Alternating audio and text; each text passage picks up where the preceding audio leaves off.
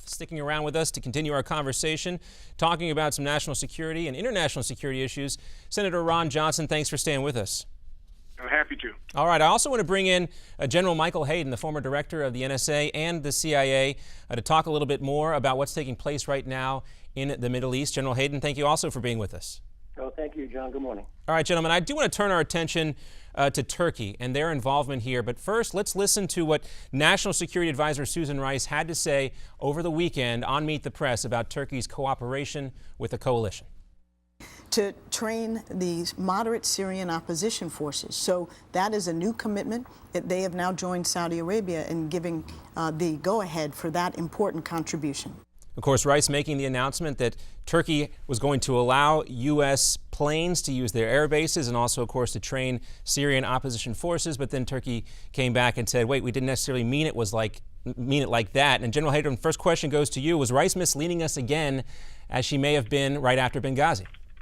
Well, I think this is less a question of the National Security Advisor misleading and more a question of how inconsistent an ally the Turks have been on this, and frankly, John, on a variety of issues. It was probably unwise for her to do that publicly and to make that kind of commitment, given Ankara's history on this, but probably not intentionally misleading. And for you, Senator, do you think that Susan Rice was maybe being too naive, a lack of knowledge on how Turkey operates, or maybe she was given the wrong information again? It's hard to say, but it certainly doesn't increase our confidence in this administration's ability to handle the crisis in Syria and Iraq and really be able to manage a coalition effort. And back to you, General Hayden. I mean, to your point here, we're hearing now that Turkey is not bombing ISIS. They're actually bombing the Kurds today. Some other tough, difficult relations going on there. What do you make of this? Well, the Turks have a different view of this.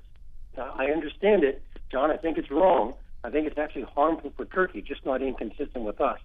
That they view the problems in the region right now in this order: the Kurds, Assad, and then ISIS.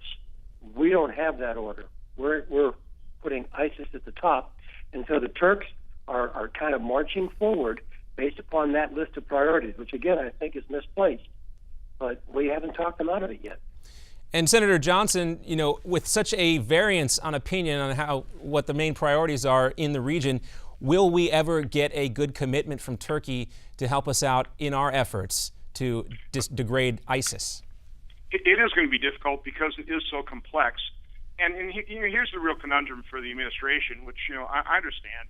If we lead too much, it's going to Arab states are going to sit back as they always have and say, well, okay, America will take care of this problem for us. If we don't lead enough, they'll also sit on their hands and say, well, if they're not going to do anything, we can't do anything either. So it's a fine line that the administration is going to have to walk. But the fact of the matter is, right now we are not leading enough, and the air campaign has had, from my standpoint, limited effect. There's an interesting piece in the Wall Street Journal kind of comparing the intensity of the air campaign. In the first Gulf War, we had about 1,100 sorties per day. In this campaign, it's been about 7.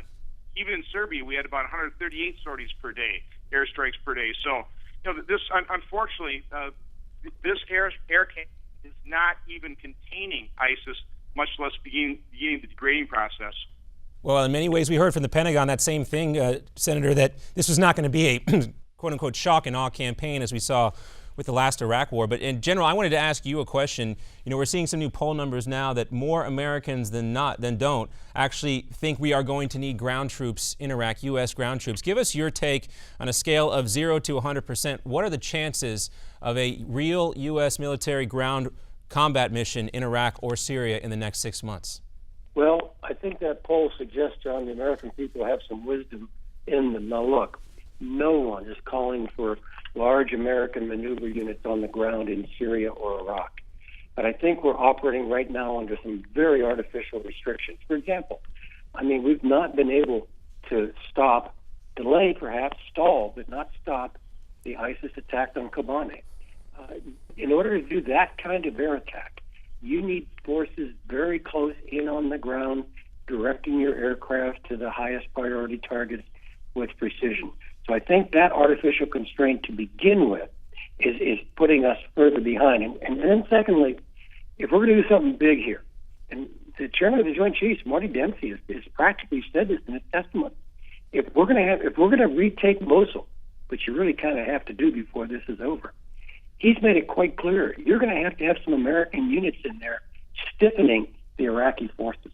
All right, and real quickly, with about 20 seconds left, Senator, what's your take? Are we going to see American ground troops in Iraq or Syria in the next 6 months? Well, John, I'm not a military expert, but if you take a look at what we needed to defeat 6,000 to 8,000 members of Al Qaeda in Iraq, about 100,000 Sunnis working with over 100,000 Iraqi security forces, and there are 160,000 American military personnel in Iraq at the time. About 35,000 to 40,000 were engaged in combat. That's what it took to beat. So that's what it might take. Gentlemen, we'll have to leave it there. We got to say goodbye. Our time is up, but thank you very much. We'll be back with more.